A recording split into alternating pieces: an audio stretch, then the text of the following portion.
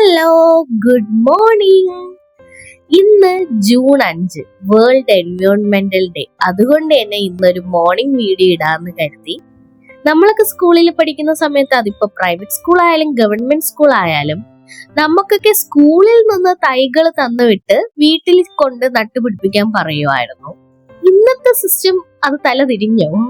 എന്റെ മോളുടെ സ്കൂളിൽ നിന്ന് നമ്മള് പാരന്റ്സിനെ അറിയിച്ചിരിക്കുന്നത് എല്ലാ സ്റ്റുഡൻസും ഒരു തൈ വീതം കൊണ്ടുവരണമെന്നുള്ളതാണ്. അതും ഈവനിങ്ങിലായിരുന്നു അറിയിച്ചത്. എന്റെ കയ്യിൽ സിങ്കോണി ഉണ്ടായിരുന്നത് കൊണ്ട് സിങ്കോണിയം പ്ലാന്റ് ആണ് ഞാൻ കൊടുത്ത് അയച്ചത്. നിങ്ങളുടെയൊക്കെ മക്കളുടെ സ്കൂളിൽ നിന്ന് തൈ ഇങ്ങോട്ട് കൊണ്ടുവരികയാണോ ചെയ്യുന്നത്, അതെ നിങ്ങൾ കൊടുത്തു വിടുകയാണോ ചെയ്യുന്നത്? കമന്റ് ചെയ്യണേ. എനിക്കിതൊരു പുതിയ അറിവായിരുന്നു. രാവിലെ ഞാൻ ചെന്ന് വിളിച്ചാൽ മാത്രമേ ഒരു ശുണ്ടിയും ഇല്ലാതെ അവളെ എഴുന്നേറ്റ് വരുള്ളൂ. സോ അവളെ എഴുന്നേപ്പിച്ച് ബാക്കി ടാസ്കുകള് ഹസ്ബൻഡിലേക്ക് കൈമാറിയിട്ടുണ്ട്. പിന്നെ ഞാൻ ഇവിടെ ലഞ്ചൊക്കെ പാക്ക് ചെയ്തു. ഹസ്ബൻഡിനും മോൾക്കും വേണ്ടിയിട്ട് ഞാൻ അവളുടെ പ്രയോറിറ്റി, അവളുടെ ഇഷ്ടങ്ങൾ അനുസരിച്ചാണ് ലഞ്ച് കൊടുത്തു വിടുന്നത്, അല്ലെങ്കിൽ സ്നാക്സ് കൊടുത്തു വിടുന്നത്. അപ്പോൾ ഇത് കണ്ടിട്ട് ആരും എന്നെ ജഡ്ജ് ചെയ്യരുത്. എൻ്റെ മോളുടെ ഇഷ്ടം എനിക്കല്ലേ ഏറ്റവും കൂടുതൽ അറിയുന്നത്.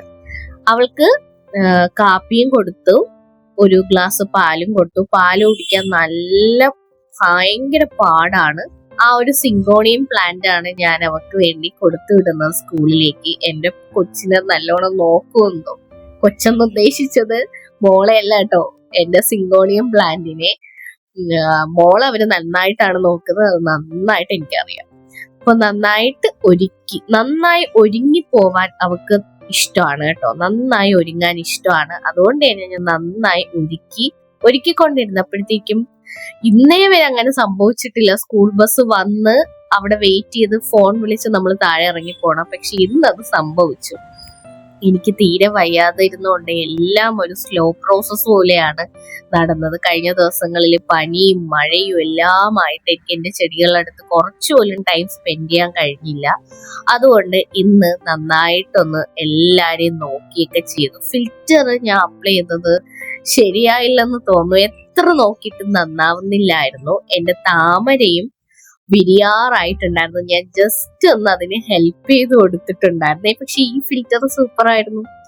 അടുത്ത മഴയ്ക്ക് കാർമേഘങ്ങളെല്ലാം ഇങ്ങനെ കൂടി ഇരുണ്ട് വന്നിട്ടുണ്ടായിരുന്നേ. അപ്പോ സബ്സ്ക്രൈബ് ചെയ്യാതെയാണല്ലേ കാണുന്നത്, ഒന്ന് സബ്സ്ക്രൈബ് ചെയ്ത് സപ്പോർട്ട് ചെയ്യണേ. എന്റെ ബ്രിഞ്ചാളും നന്നായിട്ട് മൊട്ടും പൂവും ഒക്കെ വിരിഞ്ഞിട്ട് കായ് വരാൻ തുടങ്ങി. അതുപോലെ തന്നെ കോടും ശരിക്കും പിടിച്ചിട്ടുണ്ട്.